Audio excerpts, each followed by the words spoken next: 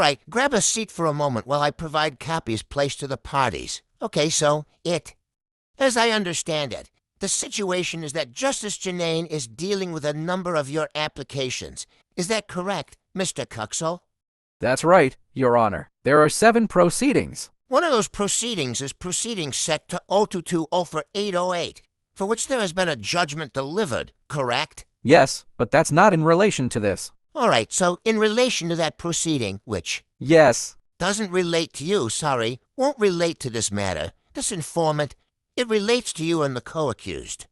It's not a matter of any interest to me at the moment. But there's a reference to the proceeding. This is a paragraph. All right, so the proceeding in which Mr. Mayak might be mispronouncing it as the informant, that's the proceeding before me. That's proceeding in the Supreme Court in relation to. Related to the charges arising from an alleged incident, VCAT. Yeah. All right, so 2 things the VGSO should be able to tell me, but seems that they can't. Not critical of counsel at all, but I am critical of counsel's instructors. What is actually occurring in relation to that proceeding 00185? 3, Your Honor. 183, thank you.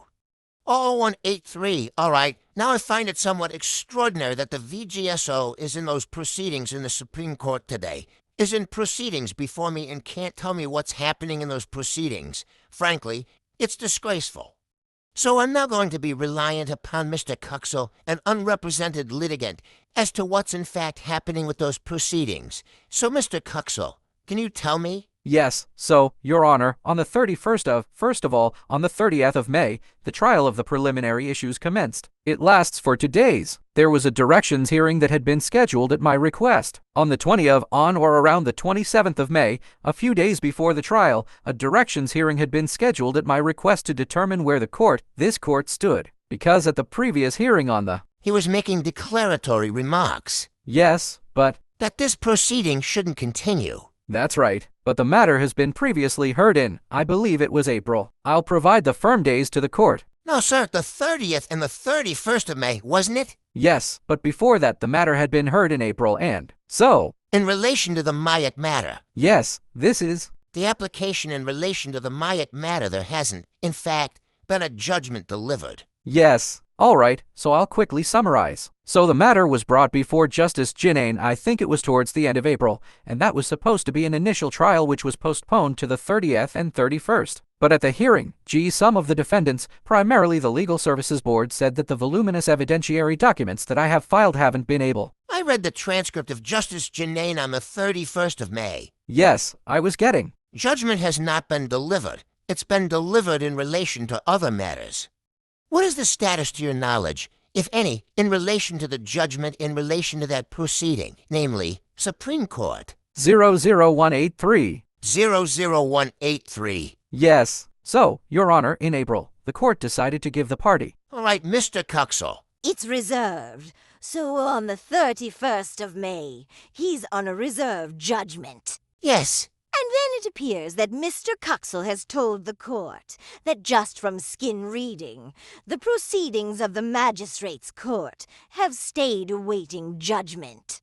I wouldn't criticize Mr. Cuxel because what happened is before you were involved. I indicated that I wouldn't be hearing a contested hearing while there was still outstanding a determination of the Supreme Court. All I'm trying to work out is where we sit in terms of the ruling of Justice Janane in relation to proceeding 00183.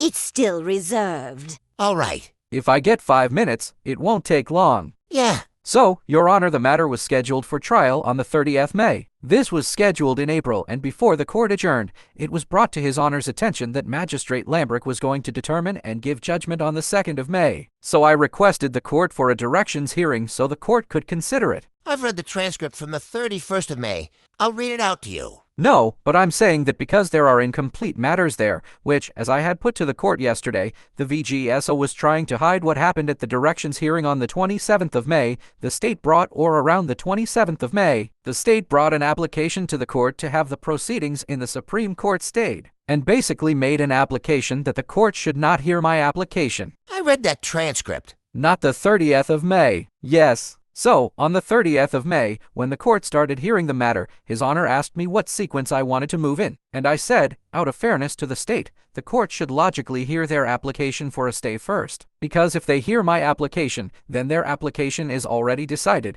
and I have specifically not applied for a stay. Yeah, and I've read the transcript where Mr. Emery is making these submissions that there should be a stay, that there shouldn't be a fragmentation of the criminal proceedings. That's right. And the court. So I told the court that there was no question of fragmentation because this was a review. Okay. All I'm trying to work out is where we're at. So, Your Honor, to conceptualize this thing, and I have to because Your Honor has read 3 paragraphs, and it's important that the court understand what the application was of the other judgment, which referred 00183. To the authority of the judgment. Mr. Cuxel, all right, I'm just going to cut through. Can I just say this, Your Honor? Yeah, no, because I give you an opportunity. But with respect, rather than just answering what I raise, you go off on a tangent.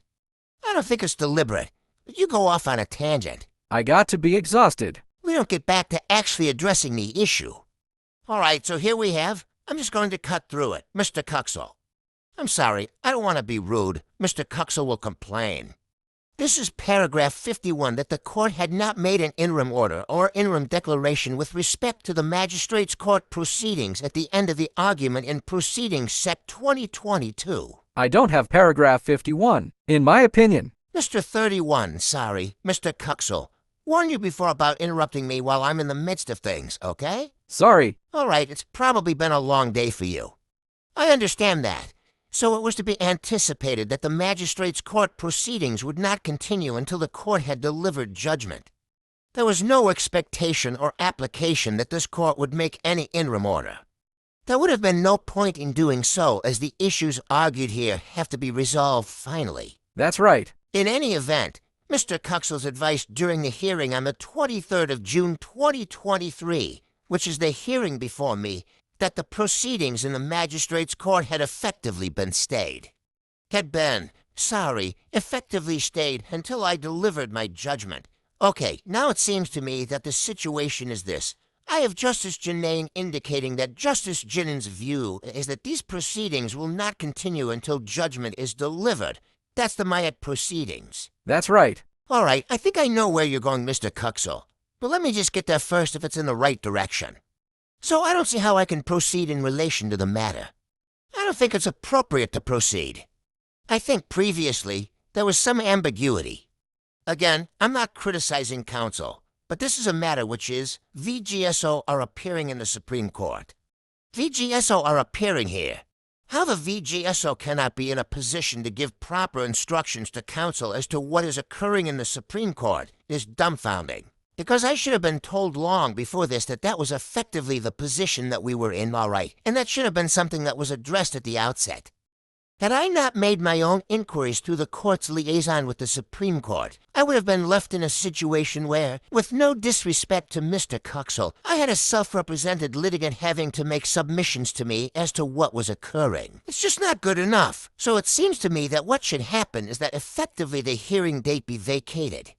Someone at VGSO should show some initiative and get in contact with Justice Jinnan's associate to have some idea as to when judgment is to be delivered. Whether it's a matter of days, weeks, or months, it's no criticism of Justice Janane in any way, but I need to know, and then we'll relist the matter. If that doesn't happen, we're simply wasting everyone's time because I can't proceed with it, all right? Your Honor. Mr. Cuxel, you've had a chance. I just now want to give a chance to counsel. I want to tell you something that I think the court is not aware of. All right, I'm giving you some latitude. Thank you. I'll just ask for 5 minutes, and then it'll be done. So, Your Honor, essentially, I haven't made the application to the Supreme Court for a stay because it was my position that. You don't need to at the moment. Because it's enough. As I understand, he doesn't need to. That's right. It's the principle of the nugatory, the court's application in the Supreme Court being rendered nugatory. They have made an application, and Justice Jinnane, essentially. There's been no ruling in relation to it. Sorry. No, but also,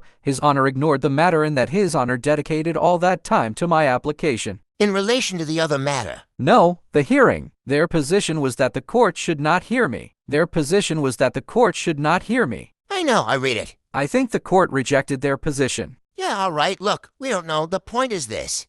What we do know is what Justice Janane has said in paragraph 31. So that's where we stand. There isn't any order staying effectively your application. So your application in the Mayak matter in the Supreme Court 00183. So your application is on foot. That's recognized by Justice Janane in that paragraph, and this matter will not proceed until that matter is finalized. There's another order that Justice Janane made in the Mayak review matter. So after the hearing on the 31st, I wrote to the court and told them that the counsel appearing for the VGSO had misled the court in relation to some key matters. So on the 31st of May, the counsel appearing for the VGSO said to Justice Janane that the VGSO's position in respect of how they were going to argue the arrest charge was not settled. It wasn't settled that they may go. No, so I made an application that the court finds the VGSO counsel has committed equitable fraud and rehear some of the matters that have been heard on the 31st. His Honor granted that application but imposed. I had requested that the application be heard on papers if it was more convenient. His Honor granted that application but put a page limit on the affidavit material that I had filed. That is why I sought the application for His Honor's refusal. It wasn't actually an act. So then, I have made another application after that to have the fraud allegation heard. So even the hearing of the 31st now will be redone in light of the evidence that the VGSO had suppressed from the court and the misrepresentation that the VGSO had made to the Supreme Court. Mr. Cuxel, can I tell you this? It would be very much to your advantage if when you expressed yourself, you went straight to the point and then elaborated from that point rather than the other way around. But anyway, all right, so what you're saying is that there are proceedings still going. I don't need to know the details. That there are proceedings still going in relation to the Mayak matter. The VGSO can't tell me otherwise. Which, I've made my comments. I made it pretty clear. The court had instructed, I think, the same counsel to have the VGSO write to the court, to the Supreme Court on the last occasion, on the 27th June, and advised that Your Honor was going to continue with the matter on the 7th August, and so on. Perhaps if I can address you briefly and make my apologies in the outset. The people instructing in the Supreme Court are a different branch, and perhaps there's some cross wires. And I'm getting some information that is separate or different than what this reads, and I accept what this reads. The instructions I was getting was that His Honor had not considered that these proceedings would stop or stay. And obviously, that is incorrect, and it may be that I just need a little bit of time to speak directly to those instructing in the Supreme Court. I think you have to. Yeah, I'm going to stand. I'm going to stand it down because I've made my comments pretty clear. We can't have a situation where the one hand in the VGSO doesn't know what the other hand is doing, because... I'll speak to the instructor who was instructing today rather than... It's Friday night. It's 4:45. I think we're better off standing down as quickly as possible so you can speak to the instructor who is appearing in relation or who has the conduct of the matter 0183. In the Supreme Court. Yes, Your Honor. All right, Mr. Cuxel, I'm going to stand the matter down. There's other matters to deal with. Unfortunately, the reality is there are people in custody, okay? Yes. So if I end up dealing with another matter, that will take priority. But I'm going to stand it down for the time being. Can you confirm that it's the same person instructing the solicitor? The instruction solicitor is the same for this proceeding, and 00183, it's Ms. Carol Orfanos. I don't know. I have confirmed for the VGSO. I can provide for my purposes. For my purposes, it doesn't matter. I'm going to let counsel make the inquiries because I really want to have a clear idea of this. Anyway, I've made comments. Okay, thanks. All right, also one on Monday, and I was in Monday week, all right. Obviously, I can't unless there's something extraordinary. The reality is I'm going to be vacating the hearing, and I'm going to be adjourning the matter simply to a mention. There's one matter, Your Honor, the unredacted documents that they have to disclose to me. I'm not hearing anything. But they haven't complied with your order. Yeah, I understand that. At least, I understand that. That's your argument. I am not going to be hearing anything in relation to this matter until Justice Janane has delivered the judgment. No, I accept that. I've got a clear statement from the Supreme Court. Justice of the Supreme Court. I'm not going to do it. I can understand the temptation, which is sensible, to deal with the ancillary matters. Or the matters before, though. Yeah, anyway, but that's what I'm going to do. All right. All right, okay. We'll go off the bench when it's indicated by VGSO that they have got those instructions. Please just let my clerk know, and I will take it out of the list, thank you. All right. If If I can just clarify a couple of points, Your Honor, in terms of who I'm instructed by, who was instructing in the Supreme Court today. So firstly, I'm instructed by the informant of Victoria Police today, and that's the related Mayak proceedings, which is the 018 proceedings.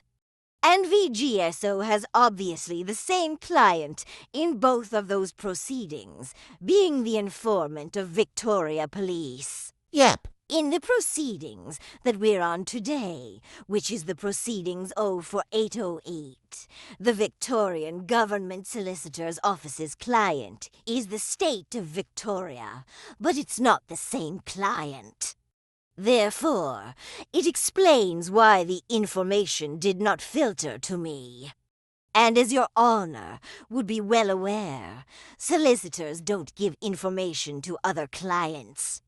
It would have filtered over the weekend when I read the judgment. I'm just laughing because, as Your Honor would be well aware, solicitors don't need to say anything further. That's just. Some solicitors will not provide the information for whatever reason. It's Chinese walls or whatever. It's a different client.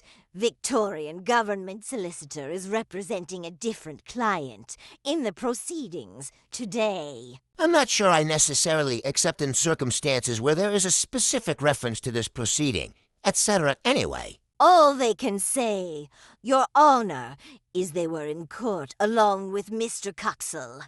It didn't filter to me.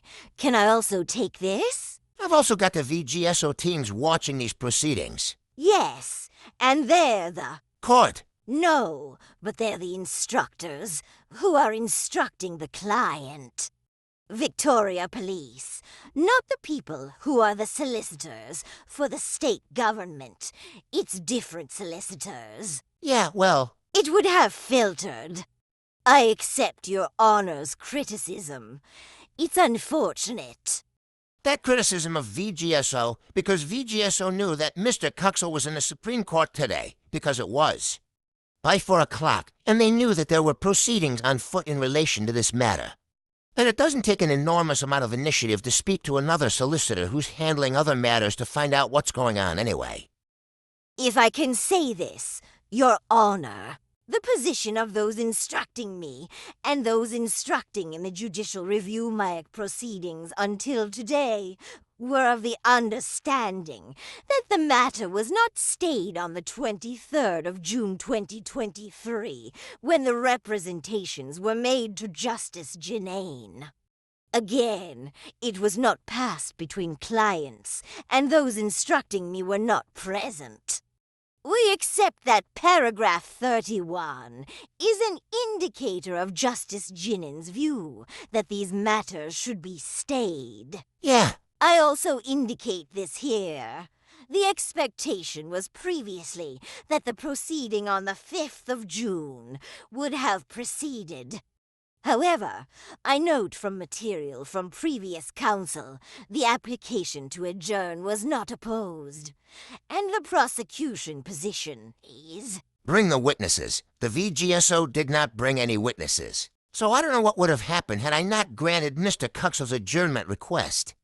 In fact, I don't even consider that to be a request for an adjournment by Mr. Cuxell. I just consider it to be a position where the parties raised the fact of what was occurring, and that it was appropriate for it to adjourn it anyway. Your Honor, the proposal that I'm making is that you adjourn these matters to a mention. I'm suggesting the date of the 25th of August, with liberty to apply for an administrative adjournment. If the ruling has not been handed down by that date. I think that's fair enough. May I be heard? Yes, to make sure that. In fact, in relation to the application, there's another application. Your Honor, I have an issue with Mr. Cuxell receiving instructions from somebody who's not being. Instructions? Hang on, all right. I'll just be I just want to remind everyone in relation to the proper way to conduct themselves in court, persons that are sitting in the gallery, etc. Okay, we don't need, I think at this point, any issues to arise. I think literally we can agenda for a mention. I've got other issues that I could raise, and I probably will raise them for Mr. Cuxell's consideration long term. But Mr. Cuxell, you wanted to address me in relation to something. Yes, first of all, Your Honor, Ms. Zhu keeps my calendar and she was advising me if I'm available on the 25th. I'm moving past that. Okay. Secondly, Your Honor, Ms. Carol Orfanos first appeared and then she changed her name on the screen. I can put on an affidavit. I've got written confirmation from the VGSO's office that Ms. Orfanos is, in fact, a solicitor that's in charge of. If it's a choice, but in the words of Winston Churchill, if it's the choice between a conspiracy and a cock-up, it's a cock-up. And it seems here to be a cock-up by VGSO, and I've made my comments, and hopefully they'll be taken on board, and hopefully they'll be proactive. But I don't think that there's any sort of conspiracy in this. Your Honor. If anything, they've put themselves in a position where they've got egg on their face. We don't need to go into the minutiae of tangential issues.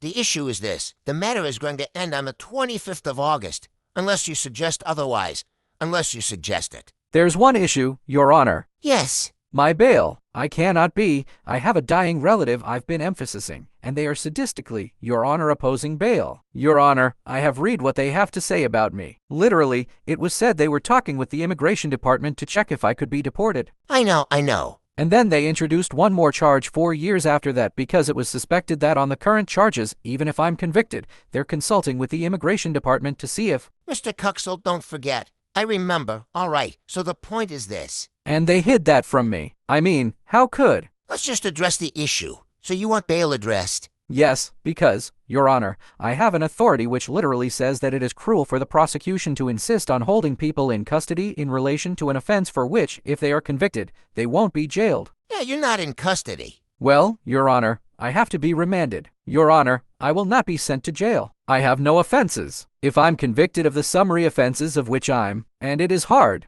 It's not relevant to the issue of bail. It is, Your Honor, because the bail. The issue that you take is that the conditions. I guess as I understand it, the issue you take is that you're on bail for.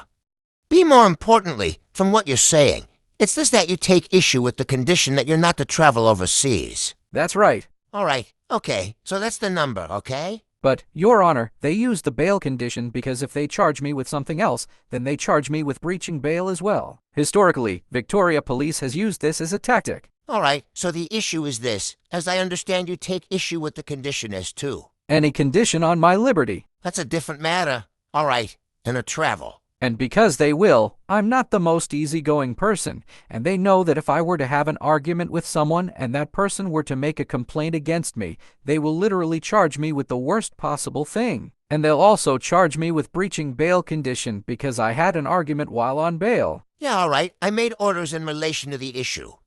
You're going to file submissions. I've got some submissions. Submissions, abuse of the court's process in the Myatt proceedings. And jurisdictional issues. No, we are not addressing that. No, that's relevant to bail, as I foreshadowed yesterday in that. If the court... Do you want to direct me to? First of all, Your Honor, on the 14th of March, Magistrate Lambrick had reviewed. Hang on, all right. Listen to where I'm taking you to and address where I'm taking you to. Okay, so is there. Let me go back to my orders. My orders were that you were to file various submissions and outline submissions in relation to the bail issue. Yes, I have addressed the bail issue in the jurisdictional. So there was a number of, there's a document, jurisdictional issues in the Myatt proceedings? Yes. Okay, take me to where that is. So, Your Honor, it's the question of the jurisdictional fact. The jurisdictional fact is a matter before Justice Janane. That's the jurisdictional fact. My submission is this. Your Honor, before a jurisdictional fact is established, the court has no basis to put me on bail because... That's a matter for Justice Janane at the moment, not me. But, Your Honor, it would be cruel to put me on bail. Put me on bail in relation to a matter where the... You don't go on. So, first of all, Your Honor, I was only put on bail on the 25th of October. Remember your argument? Your argument is essentially this. I was put on bail when I was charged with indictable matters. Then ultimately, the indictable matters would have been withdrawn.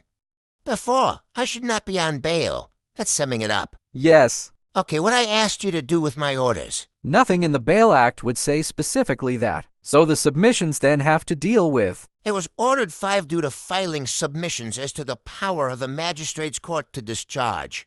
And there was an error, but it was in relation to bail by the 10th of July, 2023, In fact, I think you actually afford it, maybe outlining that. Seems the court, but I don't have anything. So, Your Honor, I don't have any authority. Yeah, obviously, this is the difficulty. What you're inviting me to do is something that it's not clear from the bail application that there's a power to do. I'm not saying that there isn't. That's why I invited an outline of submissions. I mean, you've written a lot of submissions in relation to many things. I couldn't find anything specifically on the issue of discharging bail in these circumstances. Or at all in terms of simply discharging someone on bail who's entered into bail and effectively then placing them back on summons. I couldn't find an authority on that. And, Your Honor, one isn't if. I'm not even sure if this court has that power. But if it does, it's out of time, isn't it? What's? Summary offenses, it'd be out of time, wouldn't it? If you were placed on summons now, Yes, the summons would be out of time, would it not? that's right. Yeah, after, then you would have an argument to say that you were. That effectively, the charges were laid out of time. Yeah, but my position is that the charges were never laid because there's no proceeding. But this is not doing it for an ulterior motive. No, Not doing it in order to effectively try to make an argument later on. I'm not saying that, Your Honor. The only reason why I'm saying this is because there is a principle in equity that if I acknowledge that,